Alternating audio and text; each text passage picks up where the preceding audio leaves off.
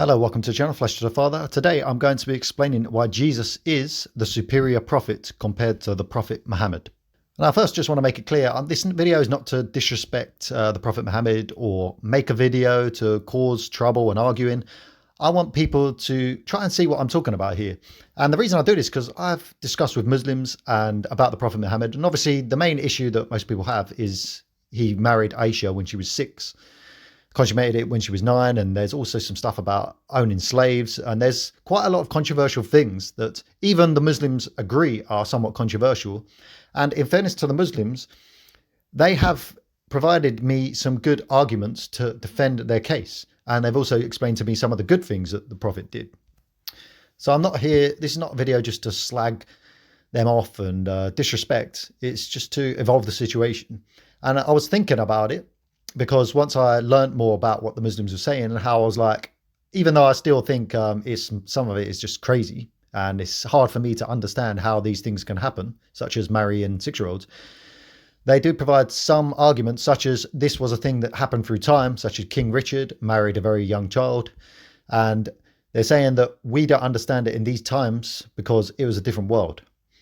Even though I still completely disagree, there's some logic behind what they're saying. And that got me thinking. I was just watching some videos of Jesus in terms of, I like to watch some of the videos of the scenes of the main things that he did. And one of the videos was when he saved the adulterous woman from being stoned, because they caught this woman in adultery, and the people threw her down, said, "We've caught her in adultery. Under that law at the time, that woman should have been stoned." And they throw her on the floor in front of Jesus and said, "Jesus, you think you're the main man, what should we do?" And Jesus says, they say, according to our law, she should be stoned. And Jesus says, well, whoever is without sin amongst you, cast the first stone.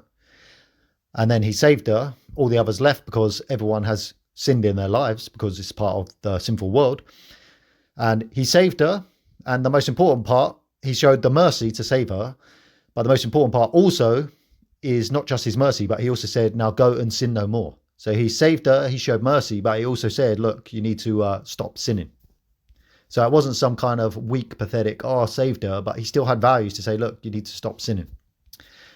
And that's when it clicked to me of like, the beautiful thing about Jesus's life is he was absolutely perfect. And in that situation, it would have been understandable if Jesus said, yep, well, according to the law, she should be stoned. And if 2,000 years now, we could be looking back and people could be saying, yeah, well, just like what happened with Prophet Muhammad, saying, well, it's a bit weird. Why did Muhammad marry a 6-year-old? And we could be saying, well, why did Jesus allow for that woman to be stoned? And then we'd be saying, well, back then it was allowed. Jesus stood out. His mercy, his love, every part of his life, all the most important stories and parables you hear, it's perfect love and mercy that Jesus showed. And there is zero doubts. Whereas with the Prophet Muhammad, there is plenty of doubts, because why did he marry a 6-year-old? And also, if the Prophet Muhammad was supposed to be this great wise prophet, and he was the final prophet, and his teachings were for all time, they're supposed to be made suitable for all time and all eras. So if he was a true prophet, how come he didn't have the knowledge to foresee that in the future, these things would not be as good? You know, why did he marry a 6-year-old? Did he not have the foresight and the wisdom to see that in the future, these things would be completely ridiculous? Whereas if you actually look at Jesus Christ's teachings, they are timeless. They are actually timeless.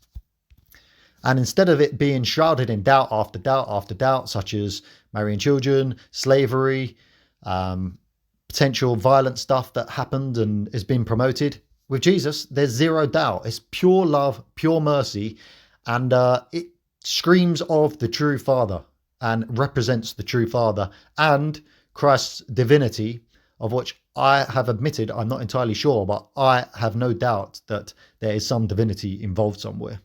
Okay, so that was the point of the quick video. It's something I just wanted to point out as I was watching the clip of Jesus save the adulterous woman after discussing with the Muslims about the Prophet Muhammad. It just struck me, it's amazing how I had zero doubts, and there is zero doubts about Jesus, and it's just absolute truth, and there's no doubts that he is the light of the world rather than the the darkness of the world. Okay, so usual stuff. If you like the video, like it, comment below if you have any comments, subscribe for more, and God bless everyone. Goodbye.